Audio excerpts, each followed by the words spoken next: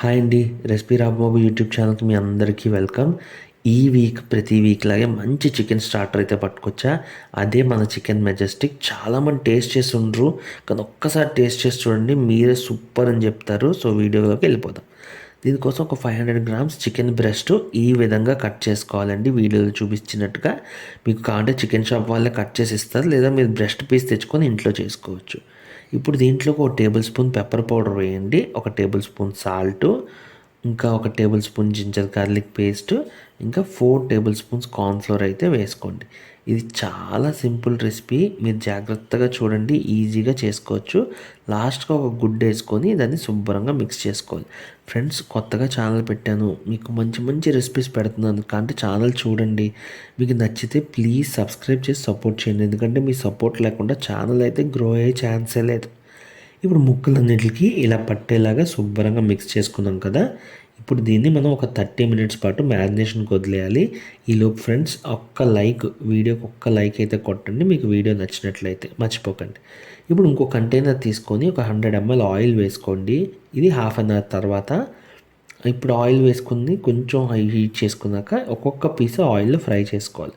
So ముందు 1 to 2 minutes oil high ఫ్లేమ్లో heat చేసి తర్వాత దాన్ని మీడియం టు లోకి మార్చేసి అప్పుడు ఫ్రై చేయండి. ఎందుకంటే చాలామంది నాలాగే చిన్న కంటైనర్స్ యూస్ చేస్తారు కదా, లేదా నాన్ స్టిక్ కాకుండా నార్మల్ యూస్ చేస్తారు కదా, సో చికెన్ అంటుకుపోకుండా ఉంటుంది. సో ఇలాగా శుభ్రంగా ఒక 70 to 80% ఫ్రై అయ్యేలాగైతే ఫ్రై చేసుకొని ముక్కలన్నీ పక్కన పెట్టుకొని, ఇప్పుడు ఇంకో కంటైనర్లో 3 to 4 టేబుల్ స్పూన్ ఆయిల్, ఇంకా 5 నుంచి 6 వెల్లుల్లి రెమ్మలు ఇలా చిన్న ముక్కలు కట్ చేసుకోండి. అలాగే గ్రీన్ చిల్లీ 3 నుంచి 4 తీసుకోండి. ఇంకా కర్రీ లీవ్స్ తీసుకొని ఇవన్నిటిని 1 to 2 మినిట్స్ ఫ్రై అవ్వనివ్వండి.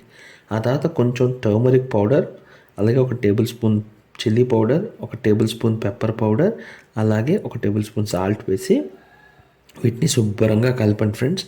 ఇదంతా లో ఫ్లేమ్లో చేయండి, ఎందుకంటే చాలామంది ఫస్ట్ టైం చేస్తారు కదా, సో కొంచెం ఇంగ్రీడియంట్స్ ఎతుక్కుంటుంటారు. సో లో ఫ్లేమ్లోనే చేయండి. ఇలా మిక్స్ అయిన తర్వాత 5 to 6 టేబుల్ స్పూన్స్ కర్డ్ అయితే వేసుకోండి. ఇది ప్యాకెట్ కర్డ్ వేసుకుంటే బెటర్ అండి. ఇంట్లో కర్డ్ అయితే వాటర్ లేకుండా ఓన్లీ ఆ కర్డ్ మాత్రం పడేలా వేసుకొని అది కూడా శుభ్రంగా కలుపుకోండి ఫ్రెండ్స్. ఈ తర్వాత మీకు సాల్ట్ కావాలంటే మళ్ళీ అడ్జస్ట్ చేసుకోవచ్చు, కానీ ఈ సాల్ట్ అయితే బేసిక్గా సరిపోతుంది. ఇప్పుడు ఇందులోకి మనం ఫ్రై చేసి పెట్టుకున్న పీసెస్ అన్నీ వేసి శుభ్రంగా మిక్స్ అయ్యేలాగా బాగా కలపాలి. ఈ ప్రాసెస్ మీరు ఈజీగా 4 to 5 మినిట్స్ చేయండి, ఎందుకంటే మీరు మీడియం టు లో ఫ్లేమ్లో ఉంటారు కాబట్టి. ఆ మీడియం టు లో ఫ్లేమ్లో అయిపోయిన తర్వాత లాస్ట్గా కొరియాండర్ అయితే వేయండి.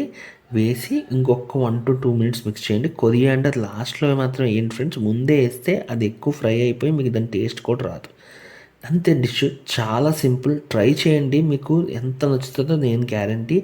వీడియో నచ్చితే నాకు ఎక్స్ప్లెనేషన్ మీద ఏమైనా ఫీడ్బ్యాక్ ఉంటే ప్లీజ్ కామెంట్స్లో మెన్షన్ చేయండి. Thank you for watching.